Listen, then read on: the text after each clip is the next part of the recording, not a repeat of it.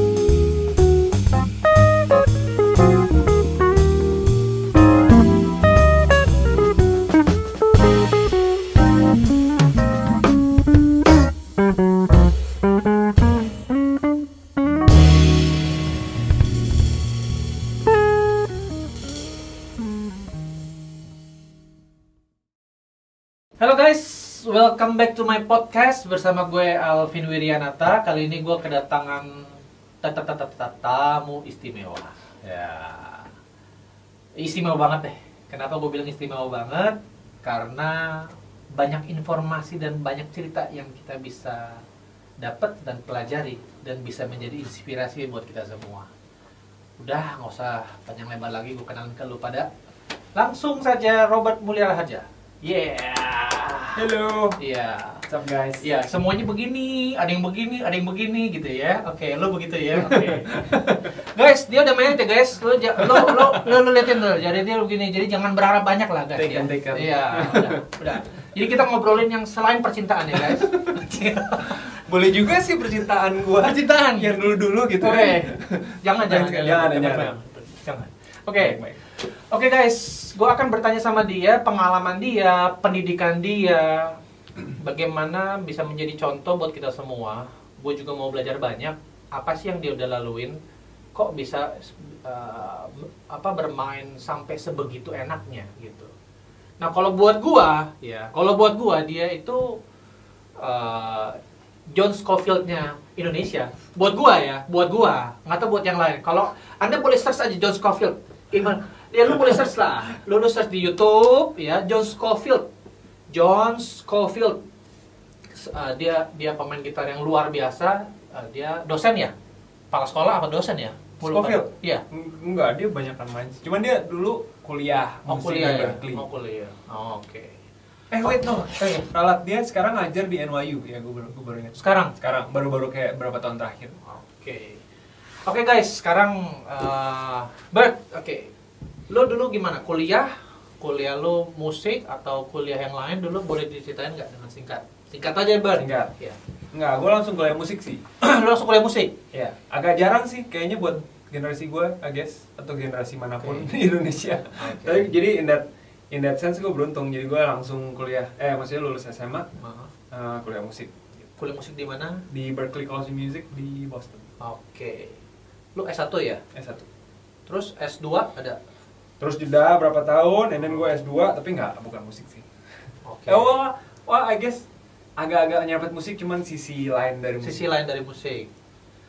Oke, itu lu bisa main dulu baru kuliah? Atau lu kuliah terus lu bisa main? Karena banyak yang kuliah juga tapi nggak bisa main, gue bingung nih. Ya, jadi biar definisinya bisa main apa nih? Karena gue kadang ngerasa hari-hari yang buruk, gue ngerasanya nggak bisa main. Oh gitu.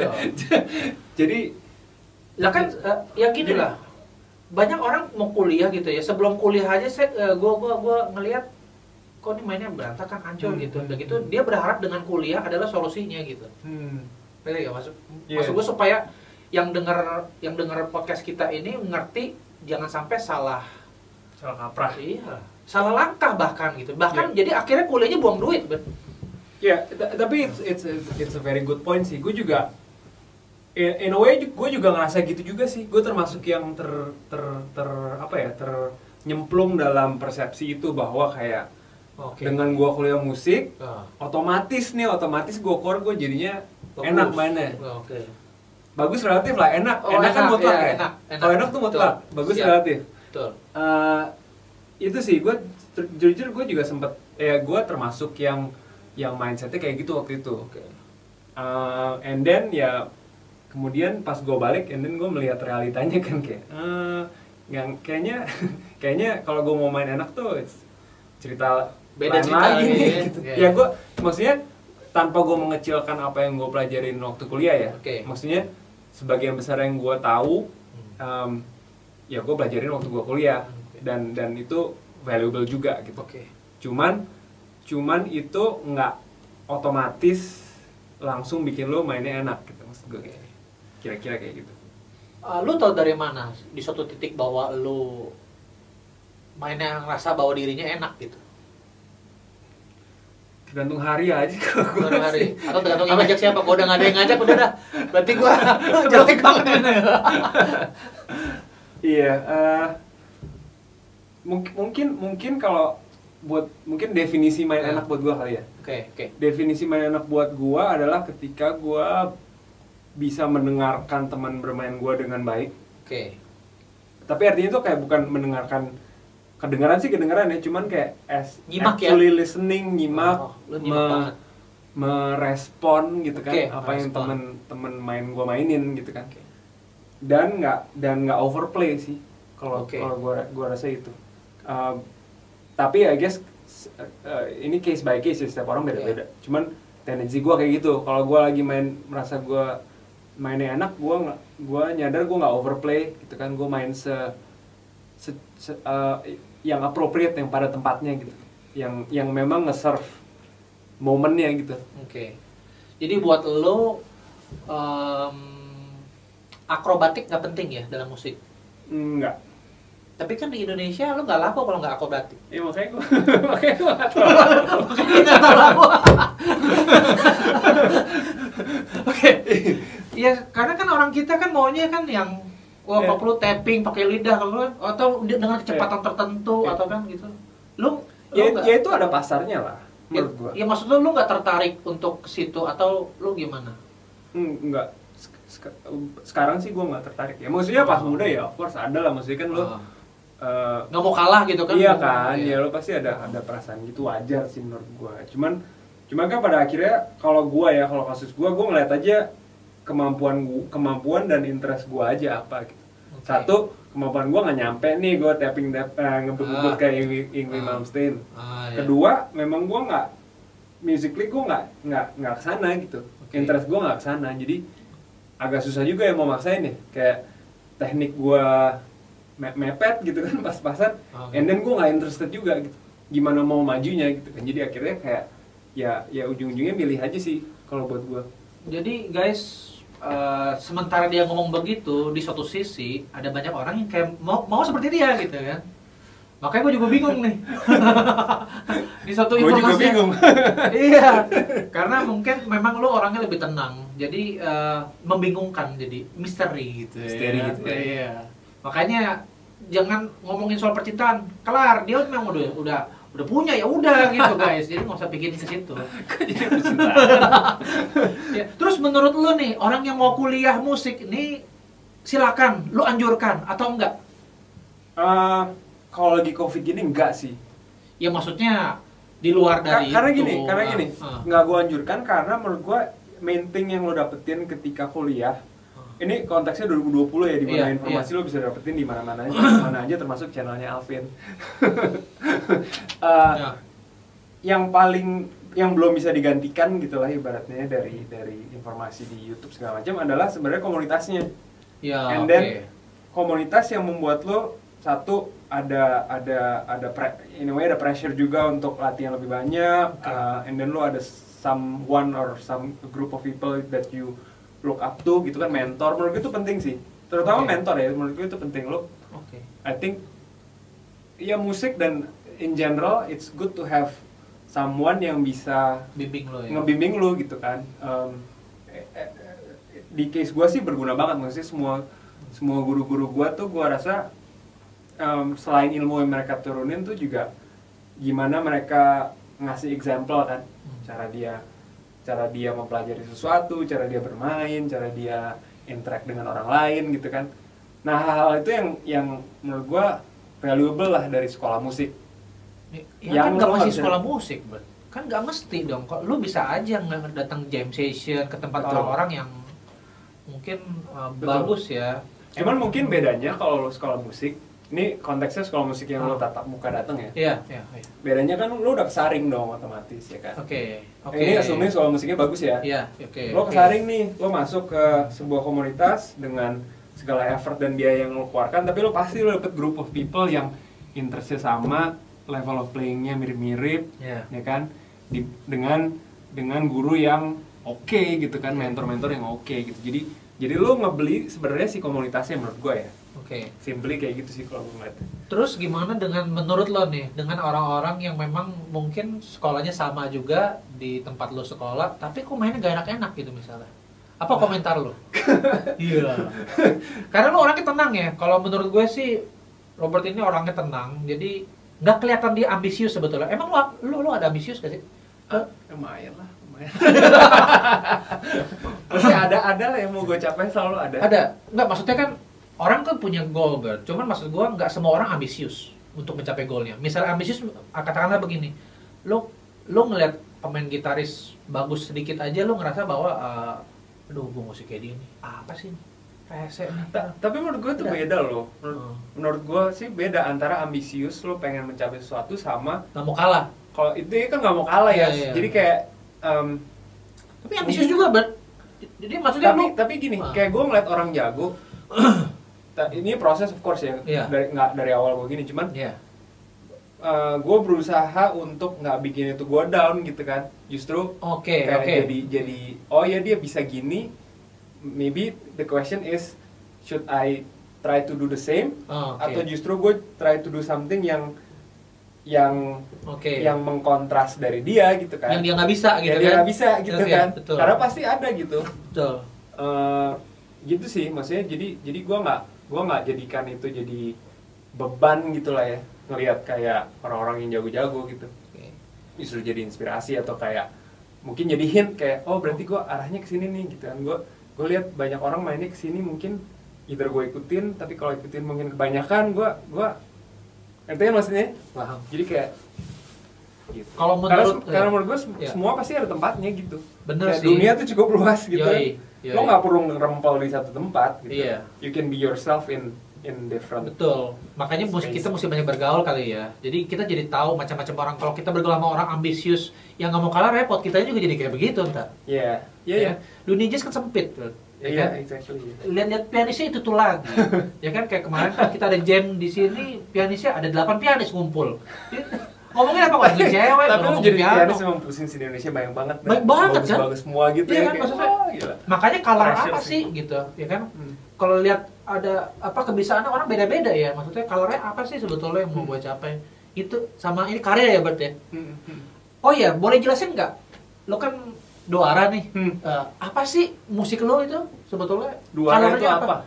Ya, colornya apa sih gitu? Sebenarnya itu berangkatnya dari keinginan gua untuk Sorry, anyway, gue potong dulu. Silakan promosikan Doara. oh iya. Sekarang nih gua. Iya dong. Ya, jadi Sebelum dijelasin kan iya, belum dijelasin. Buat yang belum dengar, Iya. perlu banget dengar menurut gua. Siap, sangat perlu. Anyway, gratis, ada di YouTube, ada di Spotify dan seterusnya. Tulisannya gimana? DUARA, Duara. Instagramnya @musik pakai K ya, musik Duara. Nah, anyway, jadi itu sebenarnya projectnya awalnya berawal dari keinginan gue untuk kompos sih, sebenarnya itu. Kompos lagu pop. Oke. Simple as that. Dan sampai sekarang pun masih sama gitu sebenarnya idenya. Gue pengen bikin lagu pop gitu. Tapi kan gue butuh kendaraannya nih. Gue ngeliat kalau gue as myself, menurut gue to a certain extent gue udah meng-create this image ya jazz gitaris gitu. Iya. Jadi kalau gue ngeluarin karya lagu pop dengan nama gue, menurut gue lucu jadinya, kayak aneh gitu kayak. Oh iya, orang ngarepin orang udah ada ada soundnya kayak gitu gitu. Iya.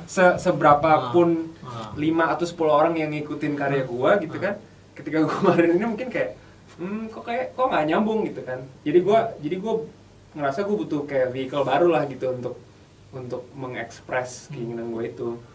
Dan ya itu sih as simple as that gitu. Dan akhirnya yang kebentuk adalah duet gitu. Jadi gue sama Renita kita partneran bikin Duara gitu. Terus kenapa colornya, maksudnya lu emang suka itu color lu gitu? Iya, maksudnya di luar jazz memang gue sangat banyak juga dengerin musik-musik, gue nggak tahu itu namanya apa ya, musik yang agak-agak pop halu gitu. Iya betul. New Age kali atau apa ya? Iya, I guess gue nggak tahu sih namanya pasti, to be honest, indie atau whatever gitu judulnya. Tapi lu sendiri membuat, lu racik sendiri, gue selalu nggak tahu. Soalnya kan gue ngeraciknya nggak berdasarkan kayak you know, kayak gue menulis bebop head gitu. Lo specifically gitu kan istilahnya. Kalau ini gue enggak, gue lebih kayak lebih kayak ngalir aja sih. Dan lu santai akan hal itu, artinya murid-murid lo atau teman-teman lo ngeliatnya bahwa lu colornya kesana, lu santai aja, nggak takut kehilangan, maksudnya apa enggak sih. If anything gue gain new people gitu, maksudnya gue bisa reach more people dari project ini gitu. Jadi gue nggak kehilangan. Oke, terus kalau gue boleh tahu nih ya, kan ada banyak juga orang kuliah juga mainnya juga nggak jelas. Gua nggak mau dia. Iya, karena gue penasaran loh. Karena gue penasaran kenapa? Emangnya mesti dari kuliah aja? Itu istilahnya ilmu lo tertata rapi, buku banyak, ya kan? Referensi banyak, YouTube banyak, bergelar di mana-mana. Pertanyaan gue adalah apa sih yang orang lihat ya? Misalnya katakanlah si Ani udah kuliah, tapi kok mainnya jelek aja tuh, Ben? Maksudnya apa sih? Sakitnya di mana sih? Penyakitnya di mana sih? Sakitnya di sini. Di kantong. Ada loh ya kan? Maksudnya apa sih gitu? Kenapa sih, Bert gitu? Ini gue bicara di samping, karena lo kan kuliah, jadi gue mau tahu gitu. Kok lo mainnya asik gitu? Kok di satu sisi? Nah itu dia. Apa sih gitu? Apa yang bikin? Kalau pengalaman gue sih, gue realize gue perlu work on my playing ketika ini pas gue balik ya. Gue realize gue perlu work on my playing ketika gue mulai banyak main sama orang lain. Oke.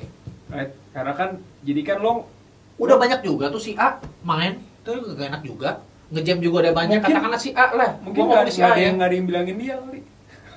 Mungkin gue beruntung. In a way gue beruntung. Gue teman main gue dari awal.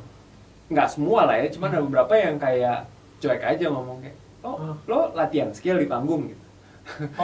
Lo pernah begitu? Pernah gitu. Pernah juga. Pernah banget. Jadi kayak, tapi and then lo kan lo bisa take that in two ways kan, lo kayak apaan sih gitu, ini gue jago banget gitu kan, atau lo ngeliat itu sebagai kayak oh iya ini masukan yang bagus ya gitu. Oh lo pernah di komen begitu ya? Pernah. Berapa banyak komentar buruk tentang lo di panggung? Sangat banyak. Sangat banyak. Wah. Sampai sekarang pun juga masih ada. Iya. Tapi ya again ya gue ngeliat itu sebagai learning proses aja gitu. Nggak usah ya pas ya namanya baper, apalagi seniman kan baper ya. Iya. Jadi yang gue work on adalah juga gimana untuk nggak baper gitu kan. Tapi itu sih anyway, balik ke poin pertanyaan lo tadi, menyadari perlu work on my playing, main enak gitu kan.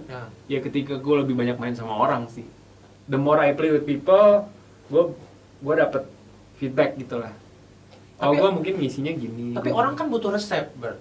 Orang kan nggak tahu nih gimana cara main kayak ini, gimana cara orang kan butuh kayak gini loh. Ya udahlah, lu transkrip aja nih, lu juga bisa mainnya keren kan gitu. Maksudnya orang butuh resep. Bukannya begini doang, Bert. Maksudnya enak atau gimana kan orang nggak tahu. Gitu. Nggak ada kriteria. Orang butuh resep. Resep lu apa gitu? Resep gua untuk main enak gitu ya. Iya. Resep lu untuk main enak tuh apa? Many people banyak juga si A itu yang mungkin gue bilang, gue nggak sebut nama di sini, yang mainnya gue rasa bisikin dia yang gue rasa mainnya nyampah gitu ya. Dia kuliah juga terus sama kayak lo juga, maksudnya terus dia juga banyak main, bahkan mungkin temannya lebih banyak daripada teman lo kayak gue rasa. Maksudnya iya kayak gue tahu nih sih. Ada enggak gue nggak tahu maksudnya ya kenapa gitu, kok lo mainnya enak beda kok. Apa karena lu serius belajarnya gitu? Gua rasa enggak juga.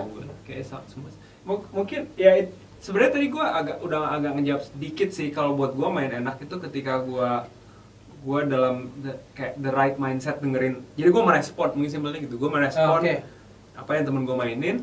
Sama gue nggak overplay. Sebenarnya dua itu sih. Kalau gue kuncinya ya. Itu sih. Terus untuk scale nih, lu cukup nggak belajar di kuliah gitu dengan scale? Maksudnya dapat semuanya nggak yang lu pelajarin di kuliah itu? Skala apa teori gitu. Dan berapa persen nih yang lu gunain sampai sekarang saat lu main? Berapa persen yang gue gunakan saat gue main? Iya.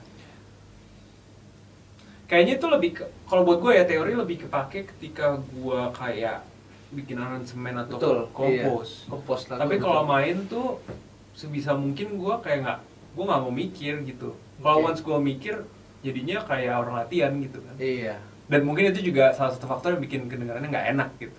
Right? Tapi of course lu butuh latihan gitu kan supaya ketika lu kayak gue bayanginnya gini, kayak kalau main musik tuh lo kayak ibaratnya merespon ke momennya gitu kan. Momennya gitu. Betul. Tapi untuk lo bisa ngerespon momennya dengan baik, lo butuh a certain level of technical ability, knowledge gitu kan. Iya, betul. Untuk bisa respon gitu kan, lo ada ide ini lo bisa respon. Jadi itu sih. Jadi pertanyaan apa gue jadi? Tapi gue nangkap. Intinya gue nangkap. Tapi memang lo berbanyak scale yang tadi yang lu pakai. Banyak itu scale yang lo kepake. Iya. 50%? Ketika main. Iya dong. Jadi orang worth it dong, orang mau belajar tuh, orang mau kuliah worth it dong. Oke, gue kuliah aja deh. Kenapa? Gue dapet nih dari apa yang gue kuliahin, kan gitu. Tapi kan yang lo dapet di kuliah nggak cuma skill doang, bro. I know. Tapi kan at least dengan lo kuliah, oke, lo pegang nih. Lo pegang modal. Orang mesti punya modal dulu dong. Perluasan scale seperti apa, bagaimana penggunaan scale-nya, apa secara teknis lo bisa jelasin. Misalnya kayak gini contohnya. Gue udah belajar satu namanya anticipate sama delay. Dengan teknik itu, gue jadi nggak perlu pusing-pusing untuk ngeluarin licks yang gue mau aplikasikan. Ya kan? Karena gue ngerti, oke, gue bisa serang di chord ini, berarti gue mesti tenang dulu di beberapa bar, baru gue bisa serang, kan gitu. Itu kan teknis, ya kan? Bukan masalah hati doang gitu kan? Tapi orang jadi tahu cara penggunaan licks yang tepat dan rasanya enak, langsung enak. Ya ada tekniknya gitu loh. Tapi kalau gue lakukan itu ketika gue latihan, mungkin itu. Gue lakukan itu ketika gue latihan. Pas gue main gue nggak mau mikirin kayak gitu. Nggak mau gue mikirin kayak gitu. Menurut gue jadinya take away esensi buat gue ya, esensi bermusiknya gitu, which is just respond to the moment gitu. Jadi gue nggak mau sebisa, walaupun nggak 100% sama berhasil, cuman kayak gue berusaha sebisa mungkin gue mau totally be in the moment, nggak mikir, respon gitu. Jadi tapi artinya kan the more gue melatih yang lo ngomongin tadi, di dalam latihan ya gue sendiri, latihan sendiri atau latihan sama temen gue, tapi konteksnya latihan gitu. Jadi ketika ketika perform momennya datang, gue nggak perlu mikir lagi, itu udah jadi kayak second nature aja gitu kan. Second nature gue yang tadi lo ngomongin misalnya kayak antisipasi, delay gitu. Gue jadikan itu second nature gitu, jadi lebih kayak sifatnya respon, expose tuh kayak sesuatu yang gue deliberately lakukan ketika gue perform gitu. Jadi ya berat ya, artinya ya kan nggak semua kayak lo juga kan, nggak semua mau juga berproses kayak lo, nggak semua. Tapi itu yang nggak bisa menurut gue itu satu yang nggak bisa dihindarin. Kalau lo main as far as ngomongin jazz ya, emang musiknya require apa namanya, it's a difficult music to play gitu. Itu udah mutlak lah menurut gue. Betul. Ya kecuali lo ngomongin siapa yang Prodigy, that's a different story. Cuma Prodigy seberapa juta orang di dunia gitu kan. The rest of us gitu orang biasa aja kan. Ya gitu lo emang musiknya susah gitu. Jadi emang di balik layarnya tuh worknya banyak gitu kan. Walaupun lo perform sejam gitu di panggung atau whatever. Lo kan ada ininya, memenya. Lo tau kan ada memenya. Kalau jazz 1000 chord, 3 penonton. Kalau rock ya kan mungkin 3 chord, 1000 penonton. Oke, pertanyaan gue terakhir nih. Banyak orang sekarang lagi gila transkrip nih. Ya kan? Mungkin di IG-nya gue ngeliat banyak transkrip, wah pada gila, pada piano pada gila. kok lu kayak nggak biasa aja tuh. Iya. Ya maksudnya gua nggak ngelihat, ya gua kan follow IG lu juga, gua nggak ngelihat kayaknya lu lagi atau lu ada transkrip, lu nggak mau share, atau emang lu nggak suka transkrip begitu gitu, maksudnya? Gua ada fasenya gue suka transcribe. Tapi sekarang sih terus terang gue udah lama banget nggak transcribe. Udah lama banget nih. Walaupun tapi ini semoga murid gue nggak ada yang denger ya kan. Tapi gue udah lama banget nggak transcribe. Oke. Mungkin. Tapi gue terus terang ya, gue jujur sekarang agak tergelitik I guess. Tergelitik Dengan banyaknya orang transcribe. Tapi in a way gue merasa gue ngerasa gue juga berandil nih. Artinya gini, kayak dulu gue ngajar kan udah cukup lama ya. Gue bilang ke orang, you know, you gotta learn the language gitu kan. Melalui transcribe. Tapi masuk 2020 gue ngerasa makin banyak nih sekarang orang-orang jadi, ya iya sih, mereka mempelajari language-nya banget. Iya, gila-gilaan. Tapi jadi kadang menurut gue terlalu stuck pengen terdengar seperti otentik, right? Tapi menurut gue ujung-ujung buat gue sih akhirnya gue menyadari ya otentik is be yourself gitu kan. Ujung-ujungnya gitu, otentik is be yourself gitu. Artinya ya ada influence dari gue transcribe, right? But then juga harus ada dong, what do you wanna say, right? Nggak bisa selamanya gue sebagai, ya kan karena gue ngerti musik kan sebagai ekspresi nih. Nggak bisa selamanya gue ngomongin sesuatu yang udah diomongin orang lain. Right? Gue nggak, ya bisa aja sih, cuma gue nggak mau. Itu kuat keren tuh. Cuma gue nggak mau. Gimana tadi? Nggak bisa. Gimana tadi? Nggak bisa selamanya gue ngomongin yang orang lain sudah diomongin. Nggak bisa selamanya lo ngomongin yang sudah diomongin orang lain gitu kan. Lo mesti ciptain percakapan lo sendiri. Iya. Kuat tuh guys. Nah ini itu yang gue interested sekarang ya. Caranya gimana supaya jadi bahasa lo? Lo buat lagu terus atau lo? Itu salah satu cara gue sih. Salah satu cara gue. Maksudnya gue juga mendapat pemikiran ini juga in a way karena project Duara itu juga ya. Walaupun mungkin kayaknya kok nggak related sama jazz, cuman dari situ gue belajar bahwa yang gue pengenin sebagai musisi sebenarnya bukan terdengar otentik, terdengar tradisional, terdengar modern whatever, tapi gue pengen kayak bisa put something good to the table aja gitu, ngerti gak sih? Kayak ibaratnya ini meja nih dunia musik nih. Iya, lo udah dalam dong nih ngomongannya.